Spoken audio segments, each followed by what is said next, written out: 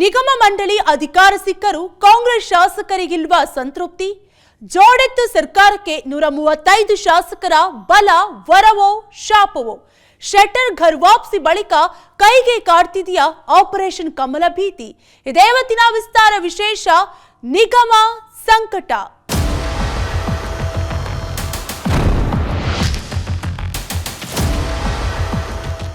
ರಾಜ್ಯದಲ್ಲಿ ಭರ್ಜರಿ ಬಹುಮತ ಪಡೆದು ಅಧಿಕಾರಕ್ಕೆ ಬಂದ ಕಾಂಗ್ರೆಸ್ನಲ್ಲಿ ಮೊದಲ ದಿನದಿಂದಲೂ ಒಂದಿಲ್ಲೊಂದು ಅಸಮಾಧಾನದ ಹೊಗೆಯಾಡುತ್ತಲೇ ಇದೆ. ಕೆಲವರು ಸಚಿವ ಸ್ಥಾನಕ್ಕೆ ದುಂಬಾಲು ಬಿದ್ದಿದ್ರೆ, ಇನ್ನೂ ಕೆಲವರು ಸಿಎಂ ಡಿಸಿಎಂ ಸ್ಥಾನಕ್ಕೆ ಅಪ್ಲಿಕೇಶನ್ ಹಾಕಿದ್ರು. ಪಕ್ಷದೊಳಗಿನ ಬಂಡಾಯವೆಂಬ ಒಳಬೇಗುದಿ ಕೈ ಸುಡ ಬದಲು ಎಚ್ಚೆತ್ತಿಕೊಂಡ ಹೈಕಮಾಂಡ್ ನಿಗಮ ಮಂಡಳಿ ಎನ್ನುವ ಅಸ್ತ್ರವನ್ನ ಪ್ರಯೋಗಿಸಿತ್ತು. ಆದ್ರೆ ನಿಗಮ ಮಂಡಳಿ ಸ್ಥಾನ ಸಿಕ್ಕರೂ ಕೆಲವರಿಗೆ ಸಮಾಧಾನ ಆದಂತೆ ಕಾಣ್ತಿಲ್ಲ. ಪಕ್ಷದ ವಿರುದ್ಧ ತಮ್ಮ ಮುನಿಸು ಮುಂದುವರೆಸಿದ್ದಾರೆ. ನಿಗಮ ಮಂಡಳಿಗಳ ನೇಮಕವು ಹಸ್ತ ನಾಯಕರಿಗೆ ನಿಗಿ ಕೆಂಡದಂತೆ ಸುಡುತ್ತಿದೆ.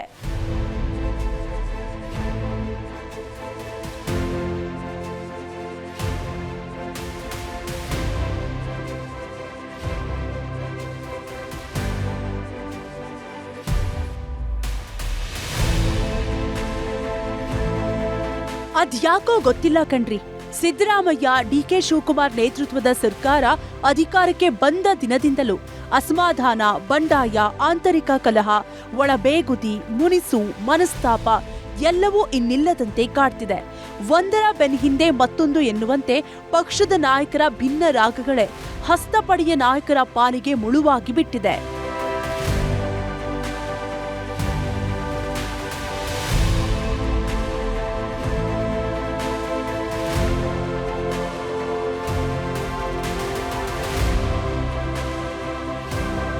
ಸಿದ್ದು ಮತ್ತು ಡಿಕೆ ನಡುವೆ ಸಿಎಂ ಸ್ಥಾನಕ್ಕಾಗಿ ನಡೆದ ಮುಸುಕಿನ ಗುದ್ದಾಟ ಕೈ ಪಕ್ಷದೊಳಗಿನ ಆಂತರಿಕ ಕಚ್ಚಾಟಕ್ಕೆ ಮೊದಲ ಮೆಟ್ಟಿಲಾಗಿತ್ತು.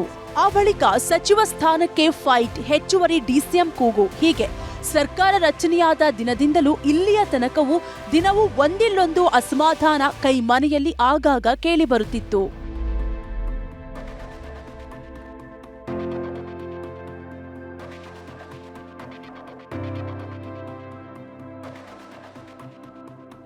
ಈ ಬೇಗುದಿಗೆ ಫುಲ್ ಸ್ಟಾಪ್ ಹಾಕಿಲ್ಲ ಅಂತಂದ್ರೆ ಅದು ಪಕ್ಷಕ್ಕೆ ಬಹುದೊಡ್ಡ ಡ್ಯಾಮೇಜ್. ಅಲ್ಲದೆ ಅದು ಈ ವರ್ಷ ನಡೆಯಲಿರೋ ಲೋಕಸಭೆ ಚುನಾವಣೆಯ ಮೇಲೆ ಪರಿಣಾಮ ಬೀಳಬಹುದು ಎನ್ನುವ ಕಾರಣಕ್ಕೆ ಹೈಕಮಾಂಡ್ ಮಾಸ್ಟರ್ ಪ್ಲಾನ್ ಒಂದನ್ನ ಮಾಡಿತ್ತು. ಮಿನಿಸ್ಟರ್ ಆಗೋದಕ್ಕೆ ಆಗಿಲ್ಲ ಅನ್ನೋ ಕಾರಣಕ್ಕೆ ಪಕ್ಷದ ವಿರುದ್ಧ ಸಿಡಿಮಿಡಿಗೊಂಡಿರುವ ನಾಯಕರ ಮುನಿಸನ್ನ ಶಮನ ಮಾಡಬೇಕು ಅಂತ ನಿಗಮ ಮಂಡಳಿ ನೇಮಕಾತಿಯ ಆಸೆ ಹುಟ್ಟಿಸಿತ್ತು.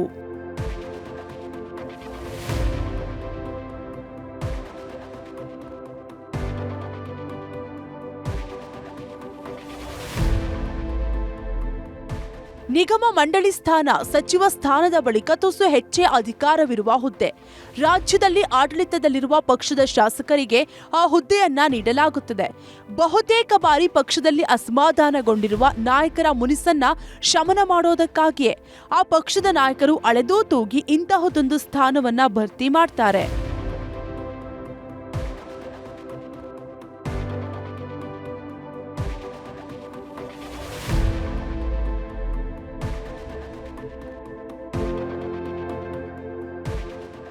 ಅದರಲ್ಲೂ ವಿಶೇಷವಾಗಿ ಒಮ್ಮೆಲೆ ನಾಯಕರಲ್ಲಿ ಅಸಮಾಧಾನದ ಕಿಚ್ಚು ಹೊತ್ತಿಕೊಳ್ಳಬಾರದು ಅನ್ನೋ ಕಾರಣಕ್ಕೆ 2 ಕಂತುಗಳಲ್ಲಿ ಪಟ್ಟಿ ರಿಲೀಸ್ ಮಾಡೋ ತಂತ್ರವನ್ನ ಪ್ರಯೋಗಿಸಿತ್ತು. ಅದರ ಭಾಗವಾಗಿಯೇ ಆರಂಭದಲ್ಲಿ ಮೊದಲ ಹಂತದಲ್ಲಿ 34 ಶಾಸಕರಿಗೆ ನಿಗಮ ಮಂಡಳಿ ಹುದ್ದೆ ನೀಡಿ ಪಟ್ಟಿ ಪ್ರಕಟ ಮಾಡಿತ್ತು. ಉಳಿದ ಸ್ಥಾನಗಳ ಅಧ್ಯಕ್ಷರ ನೇಮಕ ಪಟ್ಟಿಯನ್ನ ಈ ತಿಂಗಳ ಅಂತ್ಯಕ್ಕೆ ಅಥವಾ ಫೆಬ್ರವರಿಯ ಮೊದಲ ವಾರದಲ್ಲಿ ಬಿಡುಗಡೆ ಮಾಡಬಹುದು ಎನ್ನುವ ಮಾತುಗಳು ಕೇಳಿಬರ್ತಿವೆ. 2ನೇ ಪಟ್ಟಿಗೂ ಮುನ್ನವೇ ಕಾಂಗ್ರೆಸ್ನಲ್ಲಿ ಮತ್ತೆ ಅಸಮಾಧಾನದ ಕಿಚ್ಚು ಹೊತ್ತಿಕೊಂಡಿದೆ. ಇದು ಸ್ಥಾನ ಸಿಗದವರ ಸಿಟ್ಟಲ್ಲ, ಬದಲಾಗಿ ಸ್ಥಾನ ಸಿಕ್ಕವರದ್ದೇ ಸಿಡುಕು. ನಿಗಮ ಮಂಡಳಿ ಪಟ್ಟಿ ರಿಲೀಸ್ ಬಳಿಕ ಕೈಗೆ ಹೊಸ ಸಂಕಟ. ಅಧ್ಯಕ್ಷ ಸ್ಥಾನ ಸಿಕ್ಕರೂ ಕಾಂಗ್ರೆಸ್ ಶಾಸಕರ ಮುನಿಸು. ಕಾಂಗ್ರೆಸ್ ಹೈಕಮಾಂಡ್ ನಾಯಕರು ಅಳೆದೂ ತೂಗಿ ಮೀಟಿಂಗ್ ಮೇಲೆ ಮೀಟಿಂಗ್ಗಳನ್ನು ನಡೆಸಿ ನಿಗಮ ಮಂಡಳಿ ಪಟ್ಟಿಯನ್ನ ಫೈನಲ್ ಮಾಡಿತ್ತು.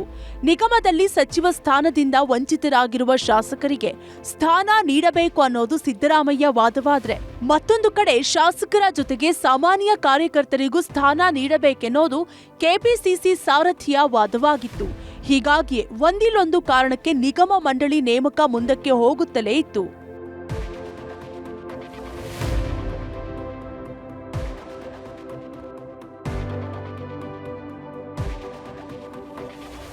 ಇದು ಮತ್ತಷ್ಟು ಮುಂದಕ್ಕೆ ಹೋದ್ರೆ ವಿಪಕ್ಷಗಳ ಟೀಕೆಗೆ ಗುರಿಯಾಗ್ತೀವಿ ಅನ್ನೋ ಕಾರಣಕ್ಕೆ ಹಲವು ಸುತ್ತಿನ ಮಾತುಕತೆಯನ್ನು ನಡೆಸಿ ಕೊನೆಗೆ ಹೈಕಮಾಂಡ್ ನಾಯಕರೆಲ್ಲರೂ ಒಮ್ಮತದ ನಿರ್ಧಾರವನ್ನ ಮಾಡಿ ಮೊದಲ ಹಂತದಲ್ಲಿ 34 ಶಾಸಕರ ಪಟ್ಟಿಯನ್ನ ರಿಲೀಸ್ ಮಾಡಿತ್ತು.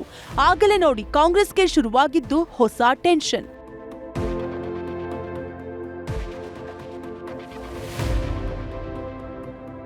ನೇಮಕಗೊಂಡ ಕೆಲವರು ತಮಗೆ ಮಹತ್ವವಿಲ್ಲದ ನಿಗಮಗಳನ್ನ ನೀಡಿದ್ದಾರೆಂದು ಅಪಸ್ವರ ಎತ್ತಿದ್ರೆ, ಇನ್ನೂ ಕೆಲವರು ನಿಗಮ ಮಂಡಳಿ ಬೇಕಾಗಿಲ್ಲ, ಮಂತ್ರಿ ಖಾತೆಯೇ ಬೇಕು ಎಂದು ಹಠ ಹಿಡಿದಿದ್ದಾರೆ. ಇವರನ್ನ ಸಮಾಧಾನ ಮಾಡಲು ಸಿಎಂ ಮತ್ತು ಡಿಸಿಎಂ ಡಿಕೆ ಶಿವಕುಮಾರ್ ಅವರು ಹರಸಾಹಸ ಪಡಬೇಕಾಗಿದೆ. ನಿಗಮ ಮಂಡಳಿ ಅಧಿಕಾರ ಸಿಕ್ಕರೂ ಶಾಸಕರಿಗಿಲ್ವ ಸಂತೃಪ್ತಿ? ಕೊಟ್ಟರೆ ಸಚಿವ ಸ್ಥಾನ ಕೊಡಿ, ನಿಗಮಕ್ಕೆ ನೋ ಎಂದ ಶಾಸಕರು. ರಾಯಚೂರು ಗ್ರಾಮೀಣ ಕ್ಷೇತ್ರದ ಶಾಸಕ ಬಸನಗೌಡ ದದ್ದಲ್, ಮಸ್ಕಿ ವಿಧಾನಸಭಾ ಕ್ಷೇತ್ರದ ಶಾಸಕ ಬಸನಗೌಡ ತುರುವಿಹಾಳ, ಸಿಂಧನೂರು ಕ್ಷೇತ್ರದ ಶಾಸಕ ಹಂಪನಗೌಡ ಬಾದರ್ಲಿ, ಬಾಗೇಪಲ್ಲಿ ಶಾಸಕ ಎಸ್ಎನ್ ಸುಬ್ಬಾರೆಡ್ಡಿ, ಹುನಗುಂದ ಶಾಸಕ ವಿಜಯಾನಂದ ಕಾಶಪ್ಪನವರ್, ಗುಬ್ಬಿ ಶಾಸಕ ಎಸ್ಆರ್ ಶ್ರೀನಿವಾಸ್, ಚಳ್ಳಕೆರೆ ಶಾಸಕ ಟಿ ರಘುಮೂರ್ತಿ ಹೀಗೆ ಹಲವು ನಾಯಕರು ತಮಗೆ ಸಿಕ್ಕಿದ ನಿಗಮ ಮಂಡಳಿ ವಿಚಾರದಲ್ಲಿ ಆಕ್ಷೇಪದ ಧ್ವನಿಯನ್ನ ಬಹಿರಂಗವಾಗಿ ಎತ್ತಿದ್ದಾರೆ.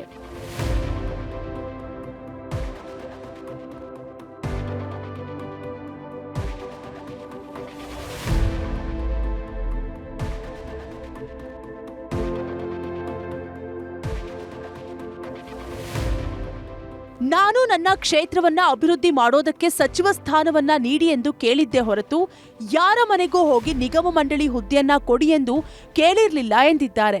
ನನಗೆ ಅಲಂಕಾರಕ್ಕಾಗಿ ಯಾವುದೇ ಸ್ಥಾನ ಬೇಕಾಗಿಲ್ಲ ಅಂತ ಬಹಿರಂಗವಾಗಿ ತಮ್ಮ ಪಕ್ಷದ ವಿರುದ್ಧ ಬಾಗೇಪಲ್ಲಿ ಶಾಸಕ ಎಸ್ಎನ್ ಸುಬ್ಬಾರೆಡ್ಡಿ ಅಸಮಾಧಾನ ಹೊರಹಾಕಿದ್ರು. ನಾನು ಯಾವುದೇ ಯಾರ ಮನೆ ಬಾಗಿಲಿಗೆ ಹೋಗಿ ನಿಗಮ ಮಂಡಳಿ ಬೇಕು ಅಂತ ಕೇಳಿಲ್ಲ. ಅವರಾಗ ಅವ್ರೀಗ ಅನೌನ್ಸ್ ಮಾಡಿದ್ದಾರೆ.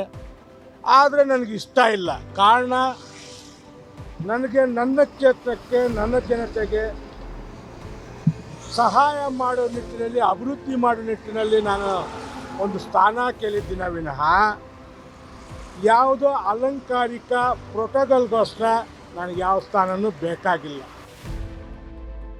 ಪಕ್ಷದ ನಾಯಕರ ವಿರುದ್ಧ ತಮ್ಮ ಅಸಮಾಧಾನ ವ್ಯಕ್ತಪಡಿಸೋದಕ್ಕೆ ಮಾತ್ರ ಕಾಂಗ್ರೆಸ್ ಶಾಸಕರ ಸಿಟ್ಟು ಕಡಿಮೆ ಆಗಿರಲಿಲ್ಲ. ಅದಕ್ಕೂ ಒಂದು ಹೆಜ್ಜೆ ಮುಂದಕ್ಕೆ ಹೋಗಿ ನಿಗಮ ಮಂಡಳಿಯ ಹುದ್ದೆಯನ್ನೇ ಧಿಕ್ಕರಿಸಿದ್ರು. ನಿಗಮ ಮಂಡಳಿ ಅಧ್ಯಕ್ಷ ಸ್ಥಾನ ಸಿಕ್ಕರೂ ಅದಕ್ಕೆ ತೃಪ್ತಿಯಾಗದ ಕಾಂಗ್ರೆಸ್ ಶಾಸಕರಲ್ಲಿ ಎಸ್ಆರ್ ಶ್ರೀನಿವಾಸ್ ಕೂಡ ಒಬ್ಬರು ಎನ್ನಲಾಗ್ತಿದೆ. ತುಮಕೂರು ಜಿಲ್ಲೆಯ ಗುಬ್ಬಿ ಶಾಸಕರಾಗಿರುವ ಎಸ್ಆರ್ ಶ್ರೀನಿವಾಸ್ ಅವರನ್ನ ಕೆಎಸ್ಆರ್ಟಿಸಿ ಅಧ್ಯಕ್ಷರಾಗಿ ನೇಮಕ ಮಾಡಲಾಗಿದೆ. ಆದರೆ ಈ ಬಗ್ಗೆ ಅಭಿಪ್ರಾಯ ಕೇಳಿದಾಗ ನೀರಸ ಪ್ರತಿಕ್ರಿಯೆ ನೀಡಿದ್ರು. ಸರ್, ಏನು ಅನ್ನಿಸ್ತಾ ಇಲ್ಲ, ಖುಷಿನೂ ಅನಿಸ್ತಾ ಇಲ್ಲ, ಬೇಜಾರು ಅನಿಸ್ತಾ ಇಲ್ಲ. ಸರ್, ಏನಿಲ್ಲ, ಪಕ್ಷ ನಾನೇನು ಕೇಳಿರಲಿಲ್ಲ. ಪಕ್ಷದ ವರಿಷ್ಠರು ತೀರ್ಮಾನ ಮಾಡಿ ಕೊಟ್ಟಿದ್ದಾರೆ. ನಾನು ಅವರ ನಂಬಿಕೆಗೆ ಚ್ಯುತಿ ಬರೋದ ರೀತಿಯಲ್ಲಿ ಕೆಲಸ ಮಾಡ್ತಕ್ಕಂಥದ್ದನ್ನ ಮಾಡ್ತೀನಿ. ಅಸಮಾಧಾನಗೊಂಡಿರುವ ಪಟ್ಟಿ ಕಾಂಗ್ರೆಸ್ನಲ್ಲಿ ಬಹು ದೊಡ್ಡದಾಗಿಯೇ ಇದೆ. ರಾಜ್ಯ ಕೈಗಾರಿಕಾ ಮಂಡಳಿ ಅಧ್ಯಕ್ಷರಾಗಿ ನೇಮಕವಾಗಿರುವ ಚಳ್ಳಕೆರೆ ಹಿರಿಯ ಶಾಸಕ ಟಿ ರಘುಮೂರ್ತಿ ಅವರು ಕೂಡ ಈ ಬಗ್ಗೆ ಅಸಮಾಧಾನ ಹೊರಹಾಕಿದ್ದಾರೆ ಎನ್ನಲಾಗ್ತಿದೆ. ಅಲ್ಲದೆ ತಮ್ಮ ಹೆಸರನ್ನ ನಿಗಮ ಹುದ್ದೆಗೆ ಪರಿಗಣನೆ ಮಾಡಬೇಡಿ ಎಂದು ಕೆಲ ವಾರಗಳ ಹಿಂದೆ ಮುಖ್ಯಮಂತ್ರಿಗಳಿಗೆ ಪತ್ರ ಕೂಡ ಬರೆದಿದ್ರು. ಆದರೆ ಇದೀಗ ಅಸಮಾಧಾನಗೊಂಡಿರುವ ಶಾಸಕರು ಸಿಎಂ ಮತ್ತು ಡಿಸಿಎಂ ಜೊತೆ ಮಾತುಕತೆ ನಡೆಸಿ ಮುಂದಿನ ಹೆಜ್ಜೆಯನ್ನ ಇರಿಸಲಿದ್ದಾರೆ ಎನ್ನಲಾಗ್ತಿದೆ. ರಾಯಚೂರು ಗ್ರಾಮೀಣ ಕ್ಷೇತ್ರದ ಶಾಸಕ ಬಸನಗೌಡ ದದ್ದಲ್, ಮಸ್ಕಿ ವಿಧಾನಸಭಾ ಕ್ಷೇತ್ರದ ಶಾಸಕ ಬಸನಗೌಡ ತುರುವಿಹಾಳ್, ಸಿಂಧನೂರು ಕ್ಷೇತ್ರದ ಶಾಸಕ ಹಂಪನಗೌಡ ಬಾದರ್ಲಿ ಈ ಮೂವರು ತಮಗೆ ಸಿಕ್ಕಿರುವ ನಿಗಮ ಮಂಡಳಿ ಬಗ್ಗೆ ಸಮಾಧಾನವಿಲ್ಲ ಅನ್ನೋ ಮಾತುಗಳು ಕೂಡ ಕೇಳಿ ಬರ್ತಿದೆ. ಸರ್ಕಾರದ ನಡೆಗೆ ವಿಜಯಾನಂದ ಕಾಶಪ್ಪನವರ್ ಸಿಟ್ಟು. ನಿಗಮ ಮಂಡಳಿ ನೇಮಕ ವಿಚಾರದಲ್ಲಿ ಸರ್ಕಾರವೊಂದು ಎಡವಟ್ಟು ಮಾಡಿಕೊಂಡಿದೆ. ನಿಯಮದಲ್ಲಿ ಅವಕಾಶ ಇಲ್ಲದೆ ಇದ್ರೂ ವಿಜಯಾನಂದ ಕಾಶಪ್ಪನವರಿಗೆ ಕರ್ನಾಟಕ ಕ್ರೀಡಾ ಪ್ರಾಧಿಕಾರದ ಅಧ್ಯಕ್ಷ ಸ್ಥಾನ ನೀಡಲಾಗಿದೆ. ಕರ್ನಾಟಕ ಕ್ರೀಡಾ ಪ್ರಾಧಿಕಾರದ ಬೈಲ ಪ್ರಕಾರ ಸಚಿವರೇ ಕ್ರೀಡಾ ಪ್ರಾಧಿಕಾರದ ಅಧ್ಯಕ್ಷರು. ಬೇರೆಯವರನ್ನ ನೇಮಿಸಲು ಅವಕಾಶವಿಲ್ಲ. ಹಾಗಿದ್ರೂ ಸರ್ಕಾರ ವಿಜಯಾನಂದ ಕಾಶಪ್ಪನವರಿಗೆ ಕ್ರೀಡಾ ಪ್ರಾಧಿಕಾರದ ಅಧ್ಯಕ್ಷ ಸ್ಥಾನ ನೀಡಿದೆ. ನಿಜವೇನಂದ್ರೆ ಈಗ ನೇಮಕ ಮಾಡಬೇಕಂದ್ರೆ ಆಗುವುದು ಉಪಾಧ್ಯಕ್ಷತೆಗೆ ಮಾತ್ರ. ಅಧ್ಯಕ್ಷ ಸ್ಥಾನಕ್ಕೆ ಅವಕಾಶ ಇಲ್ಲ ಎಂದು ತಿಳಿಯುತ್ತಲೇ ಕಾಶಪ್ಪನವರ್ ಅಸಮಾಧಾನಗೊಂಡಿದ್ದಾರೆ ಎನ್ನಲಾಗ್ತಿದೆ.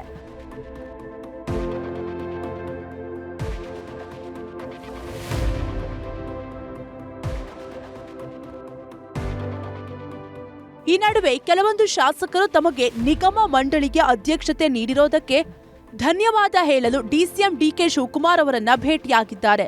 ಮತ್ತೊಂದು ಕಡೆಯಲ್ಲಿ ನಿಗಮ ಮಂಡಳಿ ನೇಮಕ ವಿಚಾರದಲ್ಲಿಯೂ ಡಿಕೆ ಮತ್ತು ಸಿದ್ದು ಬಣದ ನಡುವೆ ಕಿತ್ತಾಟಗಳಿತ್ತು ಎನ್ನುವ ಮಾತುಗಳಿದ್ವು.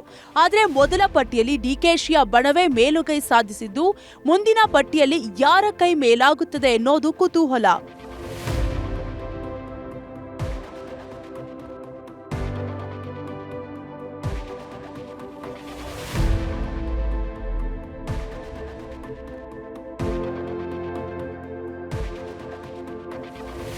ನಿಗಮ ಮಂಡಳಿಯ ಹಂಚಿಕೆ ಮೂಲಕ ಪಕ್ಷದ ಬಂಡಾಯ ಶಮನ ಆಗುತ್ತೆ ಅಂದ್ಕೊಂಡಿದ್ದ ಹೈಕಮಾಂಡ್ಗೆ ಶಾಸಕರ ಅಸಮಾಧಾನ ತಲೆನೋವು ತಂದಿಟ್ಟಂತೆ ಕಾಣುತ್ತಿದೆ. ಹೀಗಾಗಿಯೇ ಹೊಸ ತಂತ್ರಗಾರಿಕೆ ಪ್ರಯೋಗ ಮಾಡೋದಕ್ಕೆ ಹಸ್ತಪಡೆ ಮುಂದಾಗಿದೆ. ಅಧಿಕಾರ ಹಂಚಿಕೆ ಸೂತ್ರದ ಮೂಲಕ ಮುನಿಸಿಕೊಂಡವರನ್ನ ಸಮಾಧಾನ ಮಾಡುವ ತಂತ್ರಕ್ಕೆ ಮೊರೆ ಹೋಗುತ್ತಿದೆ ಕಾಂಗ್ರೆಸ್.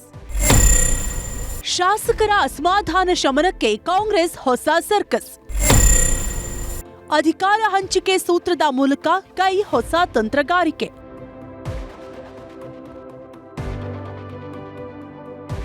ಲೋಕಸಭೆ ಚುನಾವಣೆ ಬಳಿಕ ಸಚಿವ ಸಂಪುಟ ಪುನಾರಚನೆಯಾಗಲಿದ್ದು, ಕನಿಷ್ಠ 6-7 ಸಚಿವರು ಎಂಪಿ ಅಭ್ಯರ್ಥಿಗಳಾಗುವ ಸಾಧ್ಯತೆ ಇದ್ದು, ಪುನಾರಚನೆ ವೇಳೆ ಕೆಲವರಿಗೆ ಸಚಿವ ಸಂಪುಟ ಸೇರುವ ಅವಕಾಶ ಸೃಷ್ಟಿಯಾಗಲಿದೆ ಎಂಬ ಲೆಕ್ಕಾಚಾರಗಳು ಕಾಂಗ್ರೆಸ್ ಪಕ್ಷದೊಳಗೆ ಕೇಳಿಬರ್ತಿವೆ. ಹೀಗಾಗಿ ಮಂತ್ರಿ ಸ್ಥಾನದ ನಿರೀಕ್ಷೆಯಲ್ಲಿರುವ ಹಿರಿಯ ಶಾಸಕರಿಗೆ ಈ ನೇಮಕ ಅಸಮಾಧಾನ ತಂದಿಲ್ಲ ಅನ್ನೋದು ಪೊಲಿಟಿಕಲ್ ಟಾಕ್.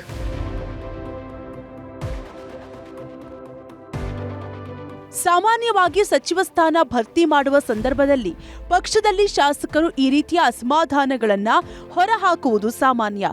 ಆದರೆ ನಿಗಮ ಮಂಡಳಿಯ ನೇಮಕ ವಿಚಾರದಲ್ಲಿ ಹುದ್ದೆ ಸಿಕ್ಕವರು, ಹುದ್ದೆ ಸಿಗದೇ ಇದ್ದವರು ಕಾಂಗ್ರೆಸ್ನಲ್ಲಿ ಈ ರೀತಿಯ ಭಿನ್ನರಾಗ ಹೇಳುತ್ತಿರೋದು ಕಾಂಗ್ರೆಸ್ ನಾಯಕರಿಗೂ ತಲೆನೋವನ್ನ ತಂದೊಡ್ಡಿರೋದಂತೂ ನಿಜ.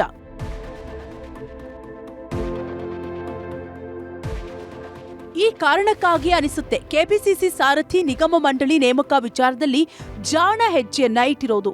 ನಿಗಮ ಮಂಡಳಿ ಅಧ್ಯಕ್ಷರ ಅಧಿಕಾರಾವಧಿ ವಿಚಾರದಲ್ಲಿ ಅಧಿಕಾರ ಹಂಚಿಕೆ ಸೂತ್ರವನ್ನ ಪ್ರಯೋಗ ಮಾಡಲಾಗಿದೆ. 2 ವರ್ಷಕ್ಕೆ ಮಾತ್ರವೇ ಈಗ ನೇಮಕಗೊಂಡಿರುವವರು ಅಧ್ಯಕ್ಷರಾಗಿರುತ್ತಾರೆ. ಮಿಕ್ಕುಳಿದ ವರ್ಷಕ್ಕೆ ಬೇರೆಯವರನ್ನ ನೇಮಕ ಮಾಡೋದಕ್ಕೆ ಕಾಂಗ್ರೆಸ್ ಹೈಕಮಾಂಡ್ ಒಲವನ್ನ ತೋರಿದೆಯಂತೆ.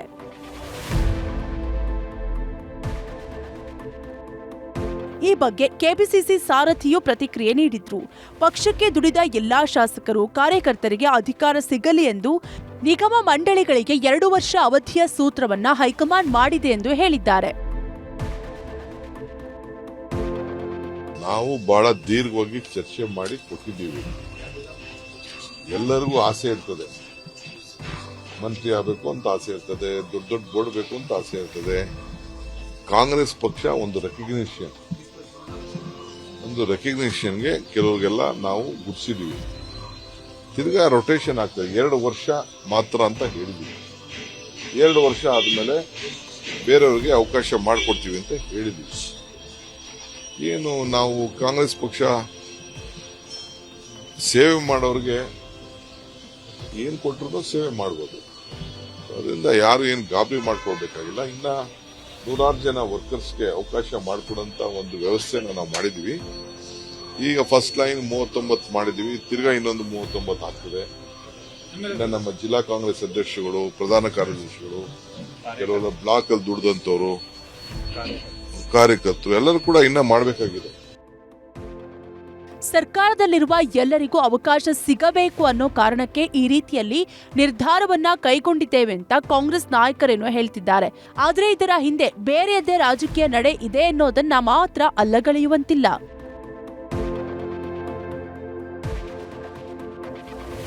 ಕಾಂಗ್ರೆಸ್ ಪಕ್ಷಕ್ಕೆ ಸದ್ಯ 135 ಶಾಸಕರ ಬಲವಿದೆ. ಅವರ ಪೈಕಿ ಸಿಎಂ ಸಿದ್ದರಾಮಯ್ಯ ಅವರನ್ನ ಸೇರಿಸಿ 34 ಜನರಿಗೆ ಸಚಿವ ಸಂಪುಟದಲ್ಲಿದ್ದಾರೆ. ಇದೀಗ 34 ಶಾಸಕರಿಗೆ ನಿಗಮ ಮಂಡಳಿ ಅಧ್ಯಕ್ಷ ಸ್ಥಾನವನ್ನ ನೀಡಲಾಗಿದೆ. 68 ಜನರಿಗೆ ಸಚಿವ ಸಂಪುಟ ದರ್ಜೆಯ ಸ್ಥಾನಮಾನ ಸಿಕ್ಕಿರೋದು ಮಿಕ್ಕವರ ಸಿಟ್ಟಿಗೆ ಕಾರಣವಾಗಿದೆ. ಅಲ್ಲದೆ ಸಚಿವ ಸ್ಥಾನದಿಂದ ವಂಚಿತರಾಗಿರುವ ಹಿರಿಯ ನಾಯಕರನ್ನ ಮತ್ತು ಕಳೆದ ಬಾರಿ ವಿಧಾನಸಭೆ ಎಲೆಕ್ಷನ್ ವೇಳೆಯಲ್ಲಿ ಕಾಂಗ್ರೆಸ್ಗೆ ವಲಸೆ ಬಂದಿರುವವರಿಗೆ ಮಣೆ ಹಾಕಿದ್ದಾರೆ ಅನ್ನೋದು ಮತ್ತೆ ಕೆಲವರ ಕೋಪಕ್ಕೆ ಕಾರಣವಾಗಿರೋದು.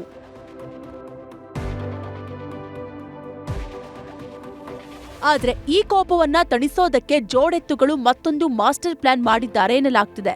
ಅದೇನಪ್ಪಾ ಅಂದ್ರೆ, ಸಂಪುಟ ದರ್ಜೆ ಸ್ಥಾನಮಾನ ಸಿಗದೇ ಇರುವ ಶಾಸಕರ ಕ್ಷೇತ್ರಗಳಿಗೆ ವಿಶೇಷ ಅನುದಾನವನ್ನ ನೀಡುವ ಕಡೆಗೆ ಯೋಜನೆಯನ್ನ ಮಾಡಿಕೊಂಡಿದ್ದಾರಂತೆ. ಅಲ್ಲದೆ ಅವುಗಳ ಪೈಕಿ ಹಿರಿಯ ಶಾಸಕರಿಗೆ ಪಕ್ಷದಲ್ಲಿ ವಿವಿಧ ಹುದ್ದೆಯನ್ನ ಸೃಷ್ಟಿ ಮಾಡುವ ಮೂಲಕ ಅವರ ಸಿಟ್ಟನ್ನ ಶಮನ ಮಾಡೋದಕ್ಕೆ ಸಿಎಂ, ಡಿಸಿಎಂ ಹಾಗೂ ಎಐಸಿಸಿ ಪ್ಲಾನ್ ರೂಪಿಸಿದ್ದಾರೆ ಎನ್ನಲಾಗ್ತಿದೆ.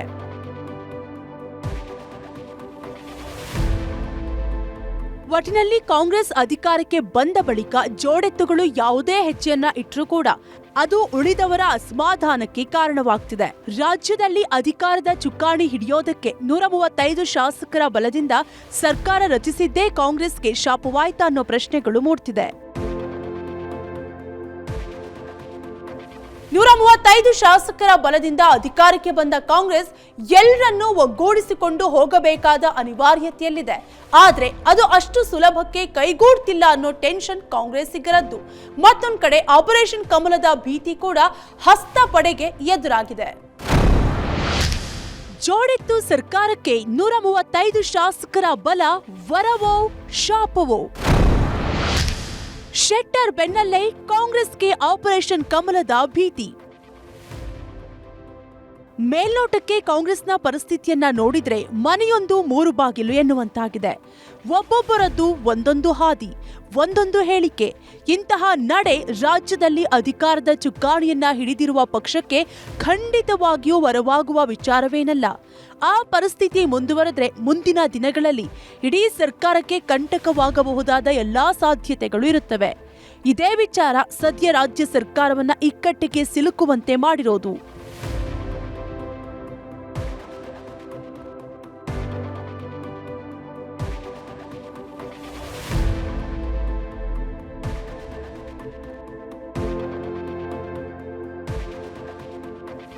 ಸರಳ ಬಹುಮತಕ್ಕಿಂತಲೂ ಕಾಂಗ್ರೆಸ್ಗೆ ಹೆಚ್ಚಿನ ಶಾಸಕರ ಬಲವಿದ್ರೂ ಕೂಡ ಅದನ್ನ ಅಷ್ಟು ಸುಲಭಕ್ಕೆ ತೆಗೆದುಕೊಳ್ಳುವಂತಿಲ್ಲ. ಆರಾಮಾಗಿ ಅಧಿಕಾರ ನಡೆಸೋದಕ್ಕೂ ಸಾಧ್ಯವಾಗ್ತಿಲ್ಲ. ಎಲ್ಲರನ್ನೂ ಒಂದೇ ಮನಸ್ಥಿತಿಯಲ್ಲಿ ಒಗ್ಗೂಡಿಸಿಕೊಂಡು ಹೋಗಬೇಕಾಗಿರುವ ಅನಿವಾರ್ಯತೆಯಲ್ಲಿ ಆ ಪಕ್ಷ ಸಿಲುಕಿಕೊಂಡಿದೆ. ಯಾಕಂದ್ರೆ ಬಂಡಾಯ ಭುಗಿಲೆದ್ರೆ ಅದು ಮತ್ತೊಂದು ಪಕ್ಷಕ್ಕೆ ಭರ್ಜರಿ ಅಸ್ತ್ರವಾಗುವ ಎಲ್ಲಾ ಸಾಧ್ಯತೆಗಳಿರುತ್ತವೆ.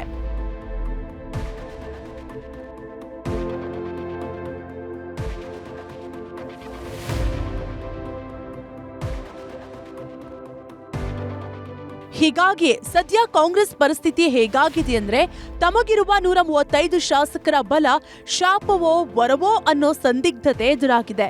ಕಾಂಗ್ರೆಸ್ಗೆ ಈ 135 ಶಾಸಕರ ಬಲ ಅಧಿಕಾರದ ಚುಕ್ಕಾಣಿಯನ್ನ ಹಿಡಿಯೋದಕ್ಕೆ ವರದಾನವೇನೋ ಆಗಿತ್ತು.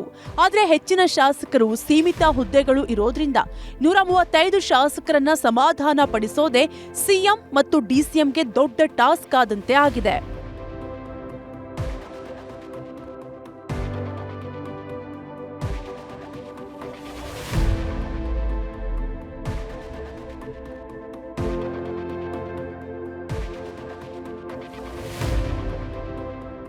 ಅಲ್ಲದೆ ಒಂದ್ ವೇಳೆ ಈ ಅಸಮಾಧಾನ ಭುಗಿಲೆದ್ರೆ ಬೇರೆ ಪಕ್ಷ ಅಂತಹ ನಾಯಕರನ್ನ ಸೆಳೆಯೋದಕ್ಕೆ ಮುಂದಾಗಬಹುದಾದ ಸಾಧ್ಯತೆಗಳೇ ತುಸು ಹೆಚ್ಚು.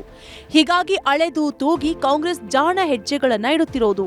ಅದೆಷ್ಟೇ ರಾಜಕೀಯ ಚಾಣಾಕ್ಷತನವನ್ನ ಕಾಂಗ್ರೆಸ್ ಪ್ರಯೋಗ ಮಾಡಿದ್ರೂ ಅದ್ಯಾಕೋ ಶಾಸಕರ ಅಸಮಾಧಾನ ಸಂಪೂರ್ಣವಾಗಿ ಶಮನವಾಗ್ತಿಲ್ಲ.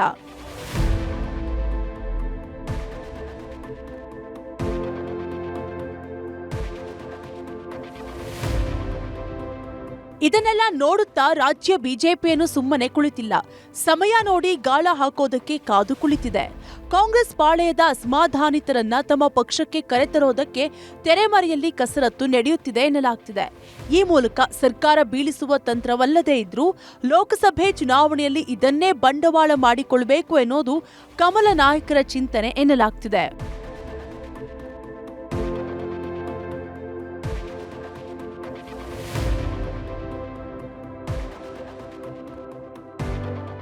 ಈಗಾಗಲೇ ಕಾಂಗ್ರೆಸ್ ಶೆಟ್ಟರ್ ಘರ್ ವಾಪಸಿಯಾಗಿರುವ ಶಾಕ್ನಲ್ಲಿದೆ. ಈ ನಡುವೆಯೇ ತಮ್ಮ ಶಾಸಕರೇ ಪಕ್ಷ ಬಿಟ್ಟು ಹೋದ್ರೆ ಅದು ಭಾರಿ ಮುಖಭಂಗವಾಗಲಿದೆ. ಮಾತ್ರವಲ್ಲದೆ ಲೋಕಸಭೆ ಚುನಾವಣೆಯ ಮೇಲೂ ಬಹುದೊಡ್ಡ ಪೆಟ್ಟನ್ನೇ ನೀಡಲಿದೆ. ಹೀಗಾಗಿ ಅತ್ತ ಆಪರೇಷನ್ ಕಮಲವೂ ನಡೆಯಬಾರದು, ಇತ್ತ ತಮ್ಮ ನಾಯಕರ ಮುನಿಸಿಗೂ ಇತಿಶ್ರೀ ಹಾಡಬೇಕು ಅಂತ ನಾಯಕರು ಇನ್ನಿಲ್ಲದ ತಂತ್ರಗಾರಿಕೆ ಮಾಡ್ತಿದ್ದಾರೆ. ಆದ್ರೆ ಅದು ಅದ್ಯಾವ ಮಟ್ಟಿಗೆ ಫಲ ನೀಡುತ್ತದೆ ಅನ್ನೋದು ಆ ಪರಮೇಶ್ವರನೇ ಬಲ್ಲ.